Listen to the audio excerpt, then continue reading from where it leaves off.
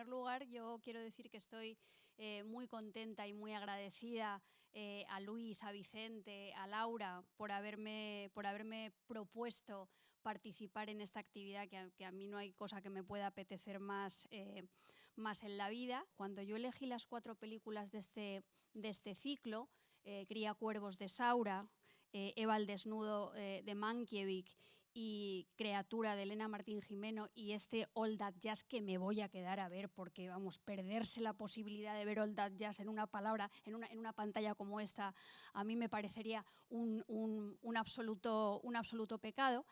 Pues Vicente Monroy me ofreció la posibilidad, te mando las películas, las vuelves a ver y tal. Yo dije, de ninguna manera. Yo quiero hablar desde el recuerdo interiorizado de esas películas, desde la tergiversación que supone toda interpretación de lo que verdaderamente han dejado esas películas en la fibra de mi memoria, aunque quizá ahora ya no se corresponda tanto con el original, pero lo importante yo creo es cómo nos apropiamos, cómo metabolizamos todos esos estímulos y desde luego estas cuatro películas forman parte de mí, no sé, o sea, yo no me puedo imaginar a mí misma ni las cosas que escribo sin estas 4 películas. Y ahora procedo a la lectura. Solo ahora me doy cuenta, soy un insecto atrapado en una gota de ámbar de mi infancia, como Tove Jansson, que imaginó el mundo de los Moomin. Cuando las infancias son jardines extremadamente felices en su complejidad, en su percepción perfecta del cuerpo, en su urgencia por ser adulta inmediatamente, en su malévola precocidad y en su ingenuidad simultánea, se te quedan dentro para siempre. Y ahora que me voy haciendo mayor y recupero la delgadez y el nervio de la niña que fui, noto como esa Marta de 140 pulsaciones por minuto sigue ahí. Y esa Marta, a la que le gustaban muchísimo las calcomanías, era una Marta no cinéfila, pero sí cinemaníaca. Lo he contado muchas veces. Yo vivía en Benidorm, en una época en la que aquella ciudad casi imaginaria, con su isla triangular, su plaza triangular, su platillo volante, había una discoteca que se llamaba Cap 3000 en la entrada de Benidorm, que era un platillo volante. Vivíamos en el mundo de la ciencia ficción absoluta. Benidorm, con su montaña cortada con un tajo nítido, el pavimento lisérgico de la playa de Levante, sus tirantes rascacielos, aquella ciudad tenía por lo menos 10 cines de verano o más. Los cines tenían nombres de topónimo, unos eran más exóticos y otros eran más cañí. Estaba el cine Manila, el Jamaica, el Europa, el Benidorm, el Andalucía. Cada noche, entre junio y finales de septiembre, íbamos al cine. Y más allá del espectáculo que rodeaba cada película, el bocadillo, el bombón helado, el exceso de luz en la primera sesión, un gato, la Rebequita por si refrescaba, yo me metía dentro de cada historia con un nivel de compromiso total. Creía y me llevaba a mi casa mis creencias. Me acompañaban en mis juegos, Karate a muerte en Bangkok, La caída de los dioses, Río Bravo, La trastienda, Amarcord, Las garras de Lorelai, Suspiria, Las adolescentes, todo me acompañaba a mi casa. Yo fui la mejor karateca, la chica del western, la víctima destripada estéticamente que es suspendida del techo, la bruja perversa, la colegiala corrompida y la sirena del Rin. Para mí el cine son sus historias y un lenguaje que conozco solo a medias, pero también todo lo que rodea al cine. Yo recuerdo aquella revista, que todavía existe, pero yo recuerdo cómo yo la percibía en mi niñez, Fotogramas, en la que me concentraba como si aquello fuera un devocionario. la necesidad del lugar oscuro, los colores de la cartelera y el que no se me plantara en el asiento de delante un cabezón. Respecto a la cartelera quiero decir una cosa porque creo que es importante. En Benidorm ponían las carteleras de las películas en la Plaza Triangular. Y entonces a mí mi madre siempre me decía, vete a ver qué ponen en el cine. Y yo memorizaba las carteleras, las que hubiera, las 8, las 9, las 10, con el título de la película, los nombres de los directores y de los actores y de las actrices. De forma creo que eso no solamente ha desarrollado mis habilidades memorísticas, sino que amplió muchísimo mi cultura cinematográfica.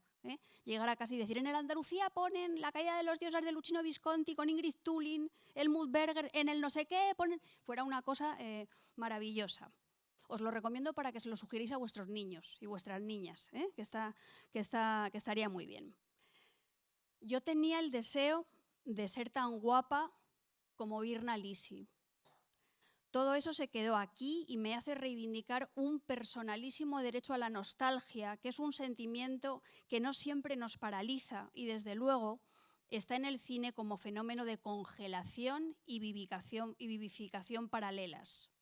La nostalgia, a menudo, es inherente a la perduración de las escrituras, a su capacidad de fijación, aunque las imágenes salgan corridas o a veces se desenfoquen. Cuando regresamos a Madrid, después de haber podido entrar en Benidorm a ver todas las películas acompañada de un adulto, para mí resultaba insultante que no me dejaran entrar a la proyección de Kagemusha, La sombra de un guerrero, de Akira Kurosawa, que se estrenó creo que en el año 1980. Yo tenía 13 años y el límite de edad que franqueaba la puerta en ese momento para ver esa película eran 14. Siempre he sido bajita y he tenido aspecto infantil, ahora ya no sé, pero entonces seguro que sí. No daba el pego. Luego me alegré de vivir en una ciudad como esta, porque aquí estaban los cines en versión original subtitulada que me permitieron extasiarme con las voces de Bogart y Bacall en El sueño eterno, que repusieron en el cine Bogart de la calle Cedaceros. También recuerdo alucinar con mi amiga Elvira mientras veíamos Lo importante es amar, de Andrei Zulawski en el cine Bellas Artes, o París, Texas, de Wim Wenders en el Alphaville. La primera no era un estreno, creo. La segunda sí. No sé si estas películas llegaron a echarlas en el cine de verano de Benidorm. Ya ni siquiera sé si hay cines de verano en Benidorm. Sería deshonesta si me olvidara de que, aunque siempre preferí el cine a lo bestia, en pantalla grande y en sala oscura, con su parafernalia y toda esa grandilocuencia de decir me voy al cine, que va transformándose en normalidad, también vi muchísimo la televisión. Vi un ciclo de cine negro en la 2 cuando estaba en el instituto. Me quedaba a grabar las películas en cintas de VHS. Les quitaba los anuncios, las archivaba. Tenía un registro, las veía más de una vez.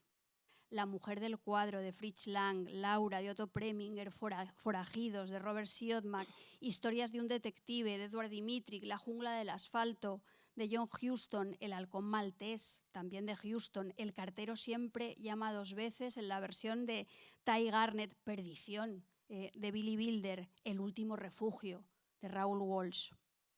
Los personajes y el lenguaje cinematográfico, la luz y la sombra, el modo de dialogar como reto y seducción están en cada una de las páginas de mis falsas novelas negras. Yo no habría llegado al noir si no fuese por el cine. No habría llegado a la fusión armónica entre lo político y lo estético, a la posibilidad política de la estética. La posibilidad estética de la política quizá tampoco nos vendría mal en unos tiempos como los que corren. El caso es que Chabrol está en Un buen detective no se casa jamás. Y el detective Arturo Zarco, mi detective, dice que querría vivir para siempre en el decorado de una película de Fritz Lang. Mi detective está enfermo, yo también. Porque por culpa del cine quise ser mujer fatal. Y también quise ser musa del destape. A las primeras las he repensado en su faceta poderosa de mujeres que rentabilizan ese capital erótico al que se pretende reducirlas y con el que se aspira a manipularlas, aunque todas las fatales acaben siempre en pura carne de cañón. Me acuerdo de Gloria Graham en Deseos humanos de Fritz Lang, espléndida adaptación de La bestia humana de Zola. Me acuerdo de la cara quemada de la misma actriz en Los sobornados, también de Fritz Lang. Con las musas del destape que me acompañaron durante mi infancia y mi pubertad, escribí una novela a la que ha hecho antes referencia Luis, titulada Daniela Astor y la caja negra. Esta novela está llena de cine. Habla de la transición española desde el insólito punto de vista de una niña en su pubertad. Ser mujer en ese momento fue una experiencia en el filo. Puede que ser mujer siempre implique habitar el plano inclinado y el territorio de la erosión. La sexualidad y el desnudo fueron liberadores y cosificadores para las mujeres. Depende de a quién se lo preguntes. Si se lo preguntas a Susana Estrada, te hablará de libertad y de ruptura, y se sacará una teta al lado de Tierno Galván. Agatha Liss ya no te puede responder. Sandra Mozarovsky dejó de poder responder casi inmediatamente. Amparo Muñoz quizá vivió su belleza como un estigma. En Daniela Astor se habla de la relación entre la realidad y sus representaciones, es decir, se habla de cómo las hermosas imágenes del cine, los cuerpos imponentes del cine, se nos meten en el cuerpo pequeño. Habla de la fragilidad de los cuerpos imponentes y de cómo el cine forma parte de nuestro recuento leucocitario. El cine tiene un componente aspiracional para quien lo mira y a la vez la dimensión icónica de las actrices las deja expuestas a una intemperie que se disfraza de privilegio y admiración. Yo he trabajado con el concepto de juguete roto y en mis reflexiones y en mis sentimientos sobre el tema, el cine ha tenido un papel fundamental. Me recuerdo dentro de esa infancia en la que sigo encantada recortando las cabezas y los pechos de Amparo Muñoz, los culos de María José Cantudo, las pantorrillas de Bárbara Rey, para decantar la perfecta anatomía femenina. Me recuerdo practicando una forma muy perversa del collage. Me recuerdo siendo el muchacho psicópata de la residencia de Chicho Ibáñez Serrador. Las niñas estábamos poseídas por el muchacho psicópata de la residencia de Chicho Ibáñez Serrador. Sí, eso era. ¿Os acordáis de la residencia de Chicho Ibáñez Serrador? De aquel muchacho que iba asesinando a cada una de las chicas del internado para quedarse con la cabellera de una, los ojos de otra, las pantorrillas de otra y formar a la mujer perfecta. Por supuesto, de eso no tenía la culpa el muchacho, tenía la culpa su madre, que era la que lo tenía dominado y allí amargado y todas esas cosas. Bueno, esta imagen de mí misma encerrada en mi habitación, en mi gota de ámbar, pensando que mis juegos con el collage tenían algo malo que a la vez me producía muchísimo placer, me llevan a la elección de películas como Cría cuervos, de Carlos Saura, que he elegido para este ciclo, y Creatura, de Elena Martín Jimeno. Las dos son historias protagonizadas por niñas mariposa que son a la vez niñas coleccionistas que clavan a las mariposas un alfiler en el corazón. Niñas que salen de la crisálida, se transforman, crecen y se rozan contra los límites de una realidad represiva configurada también por las aristas de su propia imaginación, de su miedo y de su deseo concentrados en la misma cicatriz. Niñas que, como todas las niñas, protagonizan cuentos de terror o historias de fantasmas y se sobreponen. Veo otra vez Cría cuervos y me viene a la cabeza King Carnes, que cantó A los ojos de Bette Davis. Por cierto, una presencia indeleble en mi imaginario. La Bette Davis de La loba, de William Wyler. Yo amo a Lillian Hellman y a Dorothy Parker. La Bette Davis de Eva al desnudo y la Davis de Que fue de Baby Jane, de Robert Aldrich. Esa mala que en el fondo era la Inmaculada Concepción. Esa presencia poderosa que disfraza su corazón tembloroso y que tiene su contraparte en la dulzura llena de maldad de algunos personajes interpretados por otros de mis iconos cinematográficos por excelencia, que es Joan Fontaine. ¿Os acordáis de Joan Fontaine, protagonista, por ejemplo, de Nacida para el mal, de Nicolas Rey? También ese prototipo de dulzura un tanto perversa de Olivia de Havilland o de Gene Simmons en Angel Face de Otto Preminger.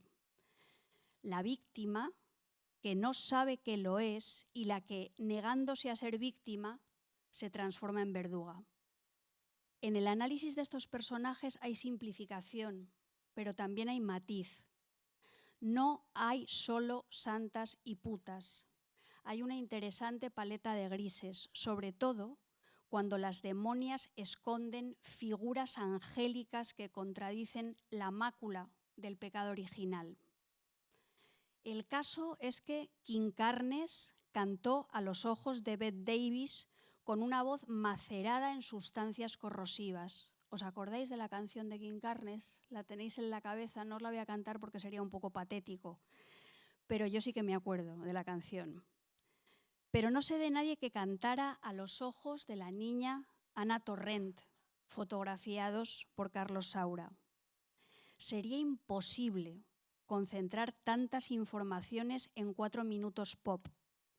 Dentro de los ojos de Ana iban abriéndose los ojos de una generación de niñas españolas que ya hemos cumplido los 50 e incluso estamos a punto de cumplir los 60. Los ojos de las que llevaron flores a la Virgen durante una temporadita y notaron por las alcobas de sus casas energías invisibles a las que no sabían ponerles nombre. Todo cambiaba, pero sentíamos un peligro confuso por el hecho de ser niñas que ansiaban un cuerpo voluptuoso y en esa plenitud presentían un daño. Carlos Saura apresó una mirada común y radicalmente íntima. Me pregunto cómo podía saber tanto de nosotras, con qué habilidad nos miraba a través de un agujerito. Carlos Saura, en La caza, contó el horror del patriarcado y la dictadura y quizá, para constatar que ciertos residuos no se lavan fácilmente, miró con asombro a las niñas de nuestra generación para descubrir que, bajo nuestros juegos, dormían profundidades, miedos, ausencias, el deseo de crecer a una velocidad imposible, el sentimiento contradictorio de sentirte la niña más mala y más buena del mundo, creerte especialísima y ser a la vez como todas, fuerte y frágil, como esas mujeres que reciben el estigma de fatalidad en cuanto se liberan. Os recuerdo otras películas de Saura, Ana en Ana y los lobos, Elena en Pipermin Frappé. Sin embargo, esas mujeres que son mujeres muertas, fantasmas de la madre de Ana en Cría cuervos y tienen el rostro de Geraldine Chaplin, esas mujeres pertenecían a la generación de nuestras madres. Las que empezábamos a criarnos en el espejismo igualitario del posfranquismo, también estábamos condenadas a vivir en la herida. Quizá esas niñas, nuestros cuerpos, fuimos la adelantada metáfora de la transición. El escritor, realizador, dramaturgo y cineasta Alfredo Castellón, amigo de un amigo común de Luis y mío que se llama Javier Macua, Alfredo Castellón me observa cuando tengo unos 10 años y le dice a mi madre: esta niña está endemoniada. Ana, en Cría cuervos, lanza su conjuro: que se muera.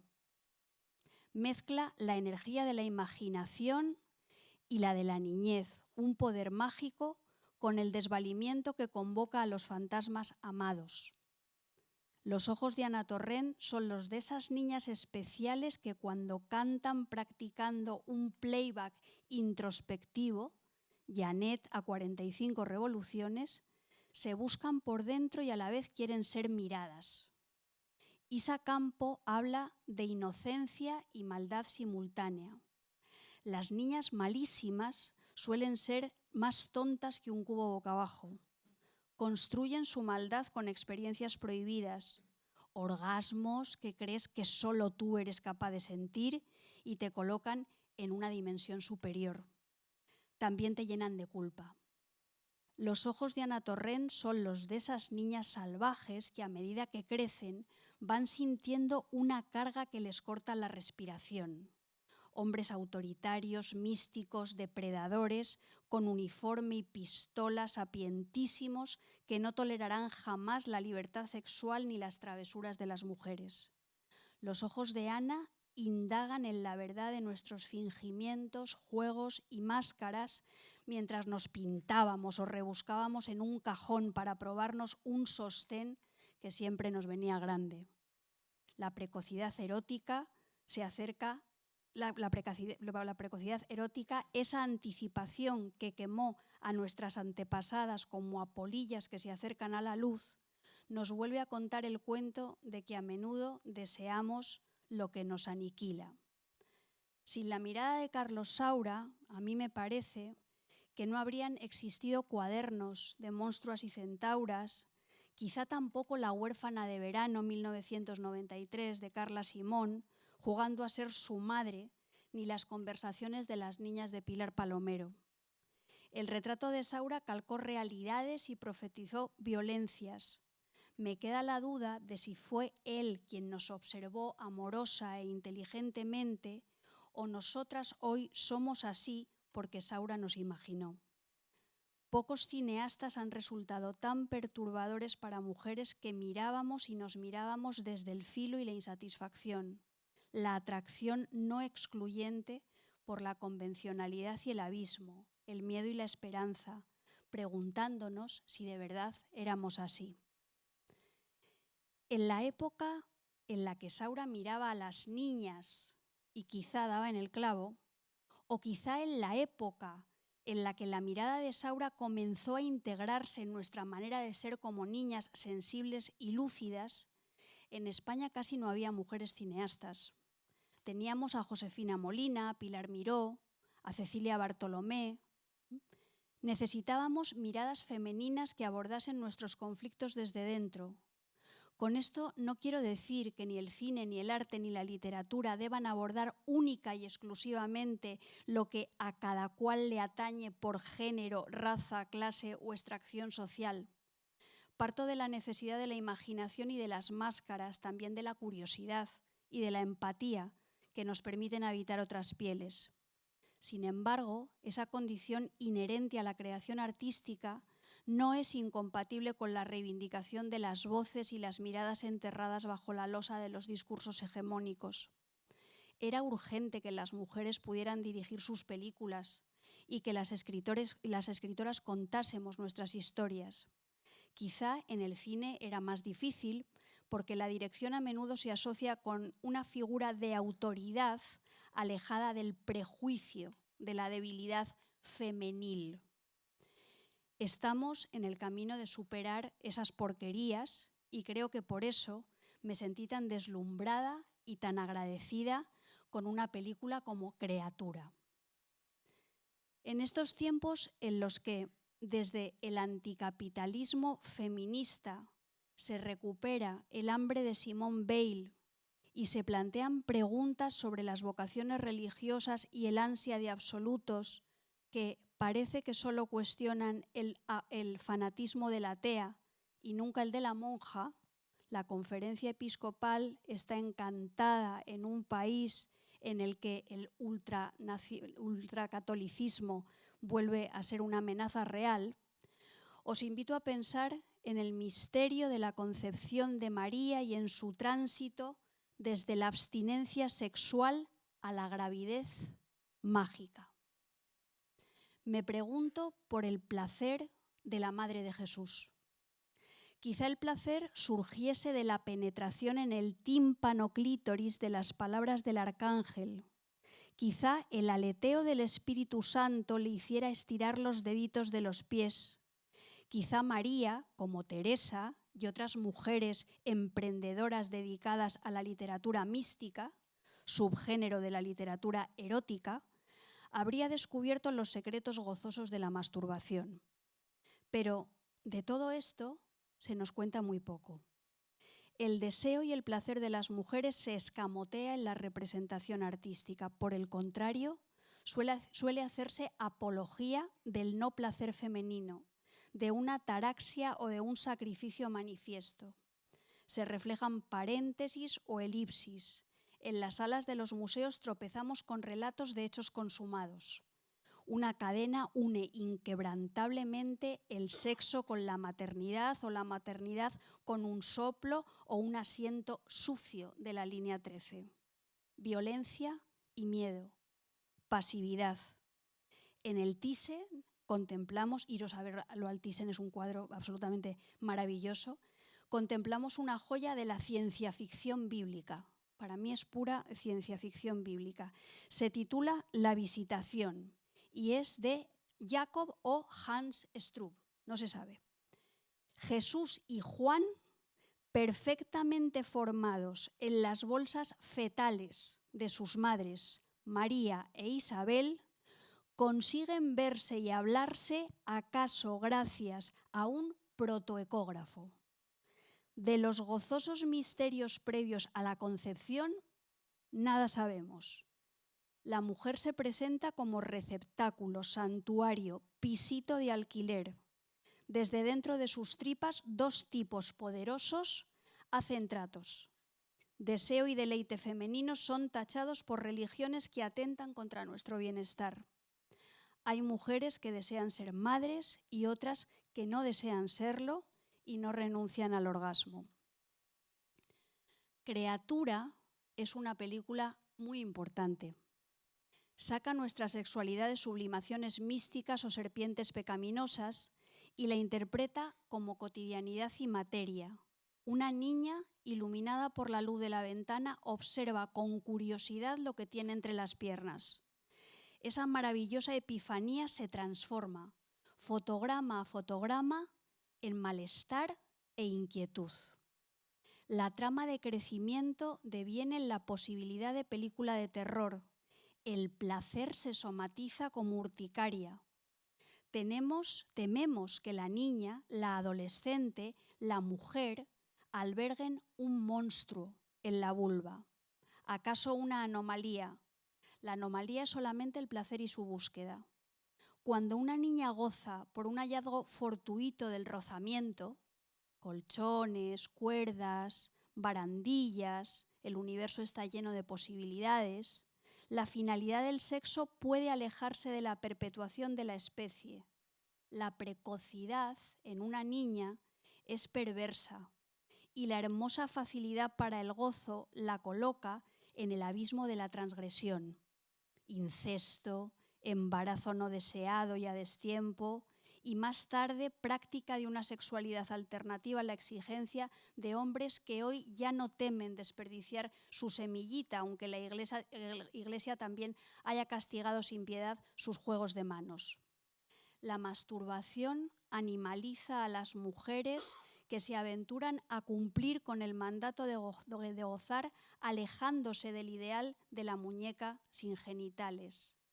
La búsqueda del placer femenino todavía se patologiza, da asco y genera violencia. En el Evangelio, que es una preciosa novela de Elisa Victoria, una párvula se restriega contra las patas de las mesas de un colegio religioso. Las niñas que se tocan dan grima, se avergüenzan, temen no llegar a ser nunca amadas. Esto era algo que teníamos que contar. Y Criatura lo cuenta inmejorablemente bien. El placer como un alien en el cuerpo de una niña. En Clavícula, es un libro que yo escribí, la menopausia también se relata desde una perspectiva siniestra.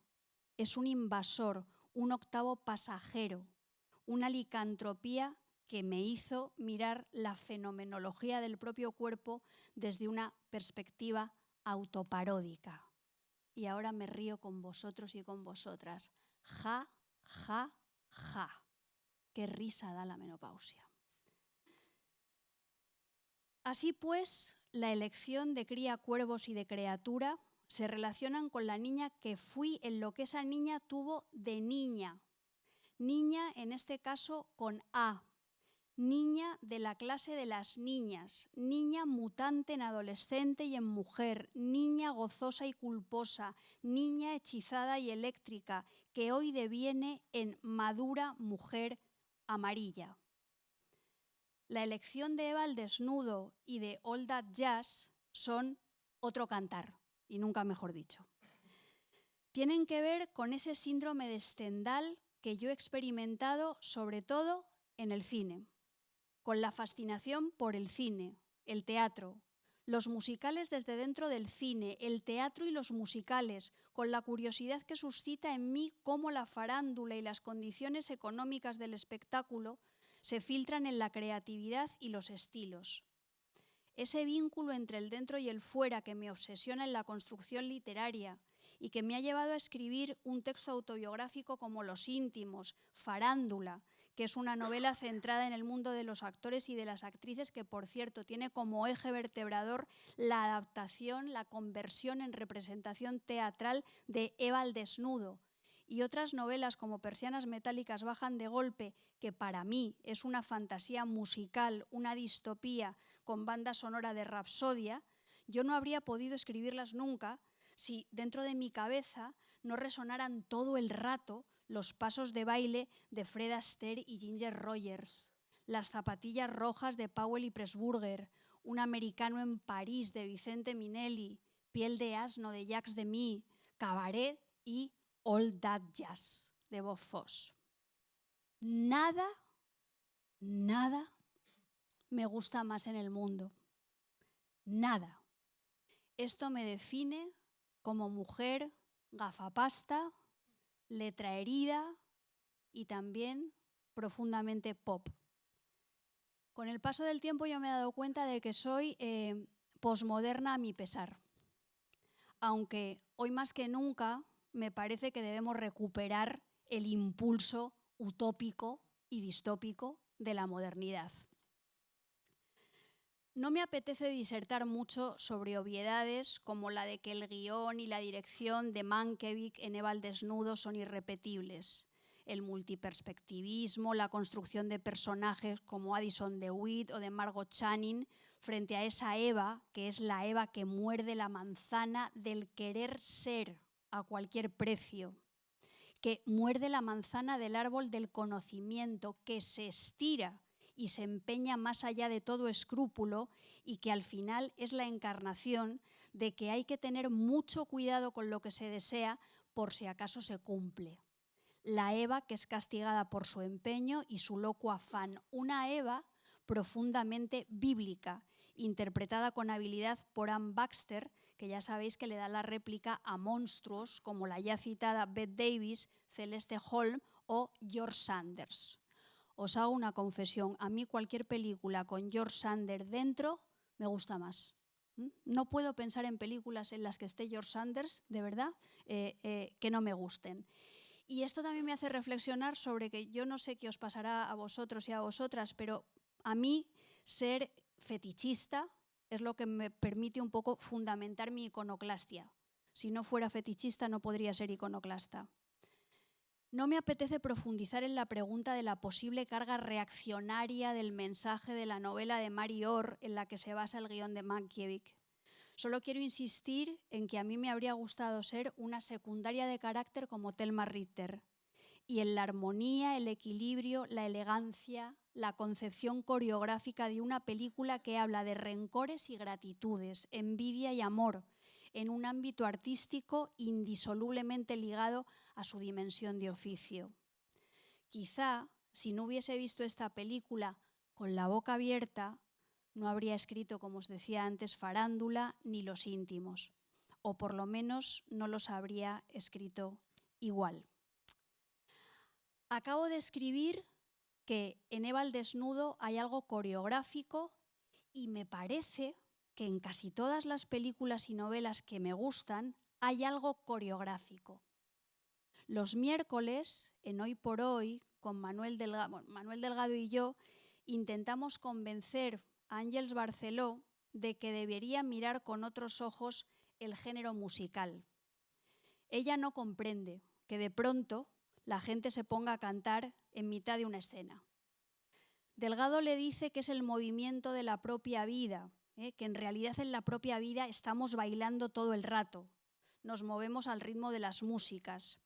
Yo no sé, pero a lo mejor sí. El caso es que All That Jazz me produce un escalofrío y una felicidad extremas, porque en esta película se concentra todo lo que me conmociona, no lo que me emociona. Ojo, mi emoción se desborda viendo películas de Disney o de animalitos abandonados. Me conmociona el bellísimo tratamiento artificioso que Fosse hace del género autobiográfico. De algún modo, pasar la autobiografía, sus obsesiones como artista, creador, constructor, elegido y currante, las neurosis y las contradicciones, las adicciones y el pulso constante de la vida y la muerte por el fingimiento del musical, es un modo de corroboración de esa hipótesis de Manuel Delgado sobre la vida como musical. En esta idea hay algo del Nietzsche maravilloso, de la interpretación maravillosa de Nietzsche, que ya sabéis que tiene unas cuantas, que escribió de lo dionisiaco y de lo apolíneo, del latido y la norma en el arte, del nacimiento de la tragedia desde el espíritu de la música como el arte más vital, más libre frente a la represión figurativa de los lenguajes, en los que dejan de importar los significados de las palabras, porque al final no importan lo que las palabras signifiquen, lo que importa es el que manda. Eso es todo. Ya sabéis, este es el aprendizaje del huevo Humpty Dumpty en Alicia a través del espejo, nunca lo suficientemente valorado. Era un huevo muy sabio. Fosse indaga en la imposibilidad de separar la máscara de la persona, las ficciones de la realidad, la leyenda de la autobiografía. Juega con el doble y con el alter ego. Expresa todo lo indomable del Eros y el Tánatos a través del rigor de la danza. La danza quizá es la apariencia de lo salvaje o lo inexpresable que se cerca gracias a la implacabilidad del metrónomo y la contención exacta de un movimiento liberado, insinuado, reprimido. El arte es un poco eso. Las coreografías de Bob Fosse juegan con la brusquedad y la elegancia, son una síncopa que rompe y a la vez forma parte del movimiento continuo, con la dolorosa elegancia de la contractura. Ahora lo veréis. Estas coreografías, que reflejan un modo de sentir y de pensar la vida, son maravillosas y están en el cine. En la amplitud que da el cine frente a cierta contracción de los escenarios, aunque en el cine se represente un escenario. En definitiva, todos son trampantojos, pero a mí me gusta el vuelo que el movimiento de la cámara le da al cine. Me interesa ese mundo, la hipérbole y la amargura enterrada en el sentido del humor, la autoparodia y el autodesprecio como lubricantes del narcisismo o de la conciencia no tan descabellada de la singularidad.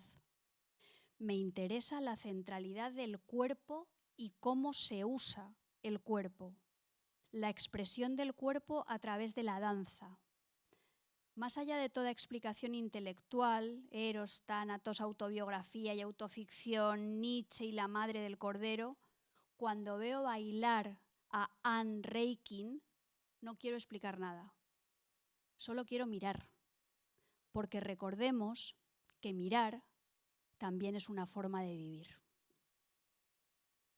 Yo sé lo que es una epanadiplosis y también sé lo que es una hipálage. Con el lenguaje cinematográfico no estoy tan suelta.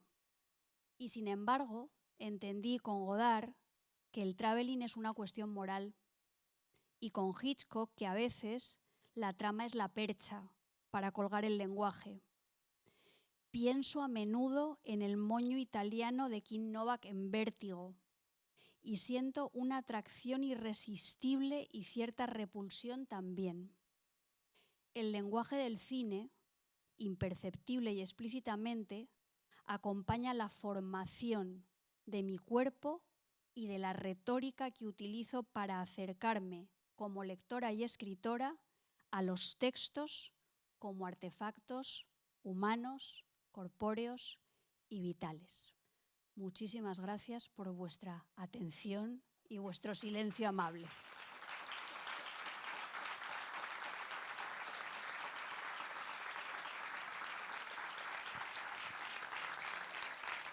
Abrimos un pequeño turno.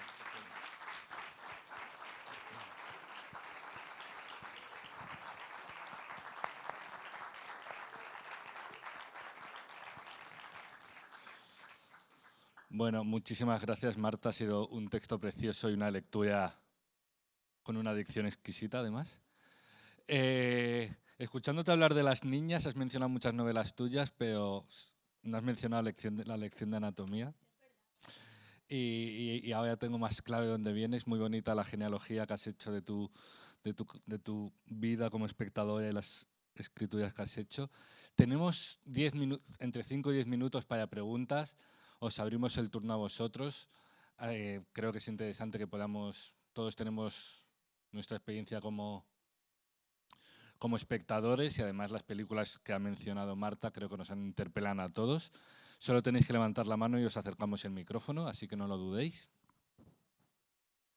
Supongo que en la elección que has hecho tenías muchas opciones para elegir. A mí me gustaría saber por qué, por ejemplo, has escogido Cría cuervos y no El espíritu de la colmena. Es una muy buena pregunta. Es una muy buena pregunta y no te sabría dar muy bien una razón más allá de que a mí, como espectadora, la primera vez que vi la película me impactó más Cría cuervos. A lo mejor es una cuestión de mal gusto, ¿sabes lo que te quiero decir?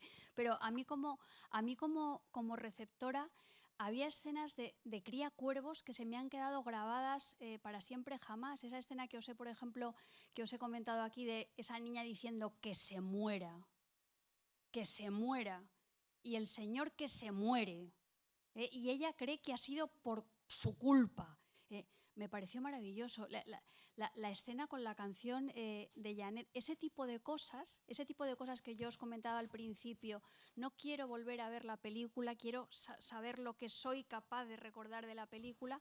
Pues para mí como espectadora en ese momento fue más impactante Cría cuervos, pero no le quito ningún valor, ni muchísimo menos al espíritu de la colmena. En este ciclo hay un problema muy grave, y es que un problema que al mismo tiempo es una ventaja, pero que hay que partir un poco de la conciencia de que las selecciones, las antologías siempre son amputaciones. Entonces, cuando tú eliges 4 películas, tú te das cuenta de todas las películas que no están y te das cuenta de la visión deformante. Entonces, en ese sentido, yo lo que he intentado es ser lo más honesta posible, ir lo más pegada posible a mi experiencia vital. Y luego espero que otro año me vuelvan a invitar, porque claro, para mí ha sido un sacrificio horrible dejar fuera el cine italiano. O sea, yo ya aquí me siento muy triste sin haber hablado de Milagro en Milán. Me siento muy triste sin el cine francés. O sea, me siento muy, muy triste sin muchísimas cosas, pero bueno, haciendo el rebobinado autobiográfico y también analizando cómo el cine estaba en mis libros, llegué a la conclusión de que estas eran las películas que tenían que estar. Muchas gracias. A ti, muy amable. Bueno, felicitarte, Marta, por la lectura y el contenido, sobre todo, que has realizado. Y la suerte que hemos tenido, de ir durante el verano o vivir durante el verano en el pueblo donde había cines de verano, ¿no? Si viendo lo que supuso para ti esas vivencias, ¿no?, en el verano, ¿qué harías o qué propuesta, si te atreves, por lo que ha supuesto para ti, pero que puedan vivirlos de manera obligatoria, entre comillas, el alumnado que está en enseñanza obligatoria? ¿Alguna propuesta, alguna idea que a modo de propuesta ciudadana se pueda llevar al ministerio? Yo qué sé. Es decir, que una película, 2, 3, y en qué contexto o de qué forma tú lo has vivido. ¿Qué proponer para que lo que tú hayas vivido de la manera más obligatoria posible, para que todo el mundo, indistintamente de género, sociedad, cultura, etcétera, puedan vivirlo en la edad obligatoria, infantil o primaria? Es decir, solo 2, 3 películas y alguna idea. Gracias.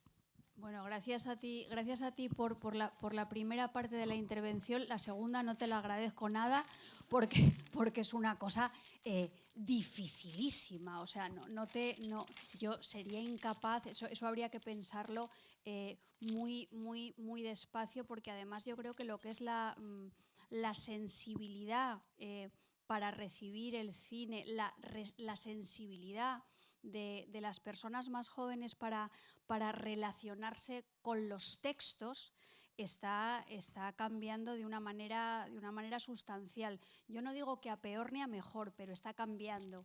Entonces yo en ese sentido me siento un poco extraña. Yo lo que te puedo contar es que una vez, esta es una anécdota que he repetido en alguna ocasión, pero a mí me impactó mucho. Hace algunos años me invitaron en la Universidad Nacional de Educación a Distancia de Melilla a dar una charla sobre género negro.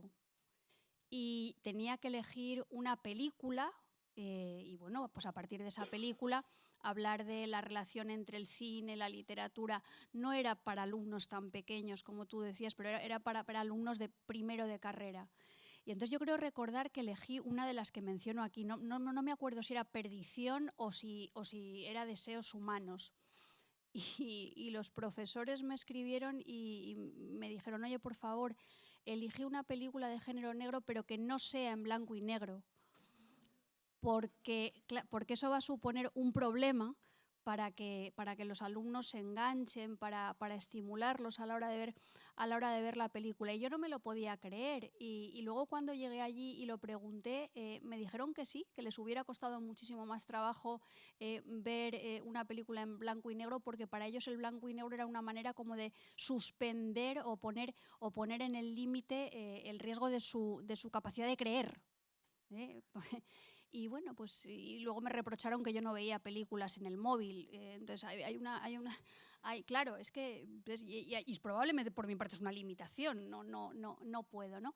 Entonces, por una parte no te puedo responder porque creo que la relación con los textos está cambiando muchísimo, y por otra parte porque habría que pensar con mucho detalle qué películas resumen esa parte de la realidad que nosotros queremos compartir con el alumnado. Pensando en cómo está ahora el patio, yo les pondría Camada Negra de Manuel Gutiérrez Aragón, pero me acusarían de adoctrinar al personal. Pero bueno, esto vamos a pensarlo despacio, y hacemos una propuesta al ministerio, lo que sea. Bueno, pues solo queda agradecer a Marta tu prescripción de Camada Negra. Está en Flixolé, así que está al alcance de todos. Y muchísimas gracias por tus palabras. Nos pensaremos invitarte el año que viene para hablar de cine italiano. Y nada, ahora toca ver la película, pero sobre todo darle un aplauso a Marta por todo lo que nos ha enseñado.